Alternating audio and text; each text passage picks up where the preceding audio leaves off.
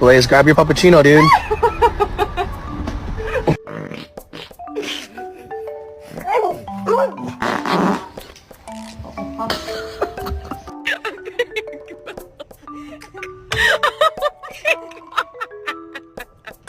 Do you want to go to Dunkin' Donuts?